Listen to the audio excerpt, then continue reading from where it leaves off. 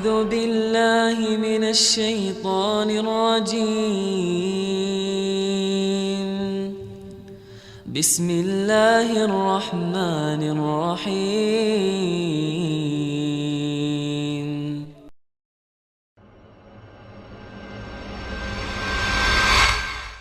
Ini dalilnya semua kita sudah tahu tentunya, surah Al-Asr.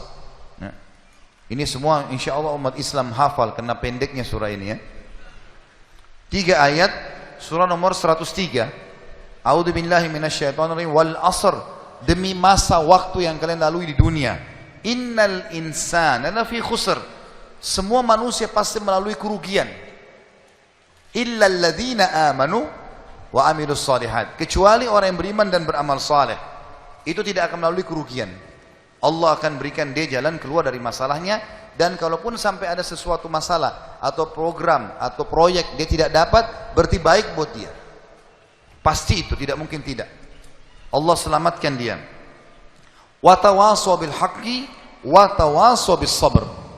Maka saling mewasiatkanlah kebaikan ini dan kebenaran ini, dan saling mewasiatkanlah agar sabar selama hidup di dunia, karena kalian akan menuju ke akhirat. Saya kasih contoh teman-teman, ada satu doktor ngajar di Ummul Qura, Dr. Muhammad, semoga Allah jaga beliau. Saya pernah mendengarkan salah satu kaset ceramahnya luar biasa gitu. Dia kasih contoh, dia bilang ada seseorang, jazakallah khair, ada seseorang di Saudi, teman dia, salehnya luar biasa ibadahnya. Dia bilang, sholat malamnya gak kehilangan, sholat 5 waktu selalu on time, selalu menjaga istiqomah di jalan Allah, halal halal, haram haram. Satu waktu dia lamar seorang wanita dan diterima lamarannya. Pada saat sudah mau menikah, gitu kan, kurang lebih ditentukan jadwal, kalau saya tidak salah itu 3 bulan dari waktu itu akan menikah. 2 bulan atau 1 bulan sebelum pernikahan, tiba-tiba perempuan ini batalin pernikahan. Tiba-tiba batal pernikahan, nggak jadi nikah. Laki-laki ini bertanya kepada calon mertuanya, ada apa? Saya juga nggak tahu. Ditanya perempuan ini oleh orang tuanya, kenapa nak? Malu keluarga? Enggak, pokoknya saya nggak mau nikah sama laki-laki ini. Bersikeras si perempuan tidak mau nikah. Kata Dr. Muhammad, dia bilang, saya setiap kali ketemu sama teman saya ini, teman saya selalu berdoa. Saya dengar doanya, ya Allah kembalikan wanita ini pada saya suka sama dia.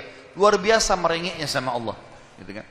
Dan saya saking kesian sama dia, sampai saya mengatakan, ya Allah kabulkan buat dia. Luar biasa dia mohonnya sama Allah. Tapi uniknya kata Dr. Muhammad, enggak dikabulkan, enggak dikasih sama Allah.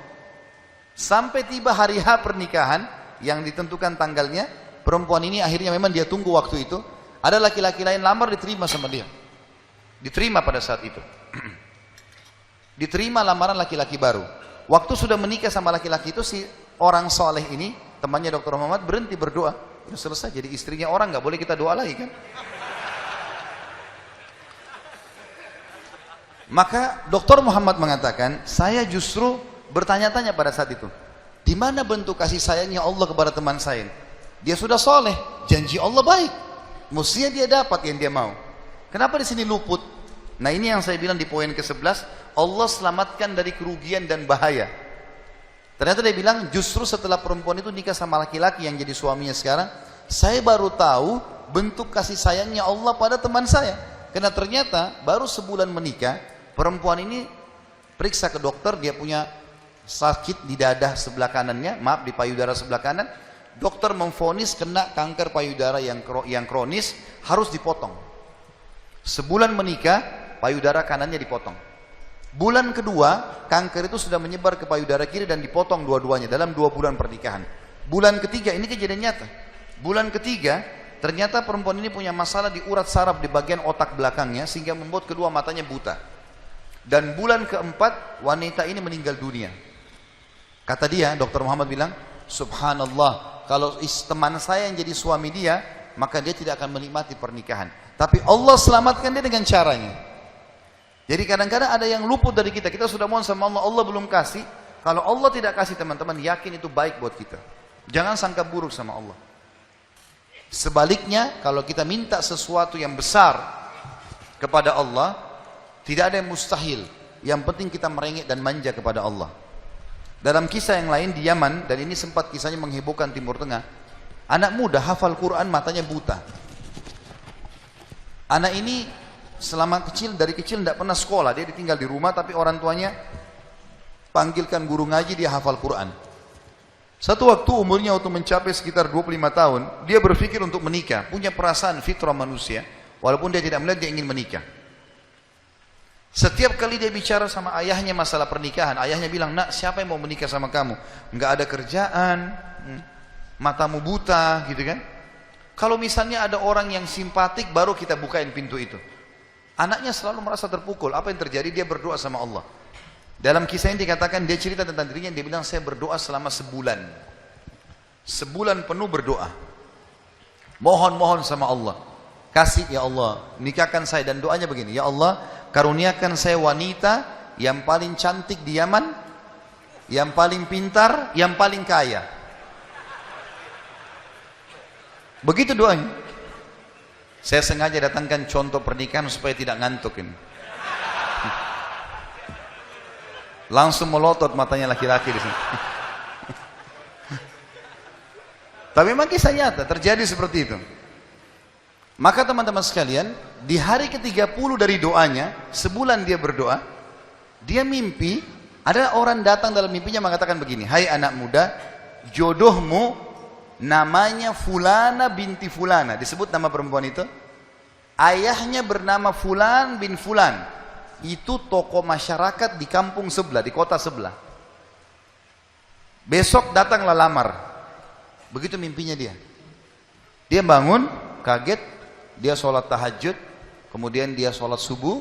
Habis sholat subuh dia ikut ke masjid. Buta matanya pergi sama ayahnya ke masjid.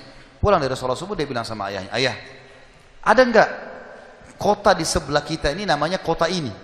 Kata ayahnya, ada. Ada enggak orang namanya Fulan bin Fulan? Toko di situ. Kata ayahnya, ada. Ini dalam mimpi disebut ini. Dia nggak tahu kota itu, dia nggak tahu orang itu. Kata ayahnya, ada. Itu toko masyarakat terkenal di sana, orang kaya raya. Ada nggak anaknya namanya Fulana binti Fulana? Kata ayahnya, ada. Kata dia, lamarin buat saya, ayah. Kata ayahnya, apa kau sadar yang kau ucapin? Perempuan ini terkenal karena cantiknya, kayahnya, pintarnya.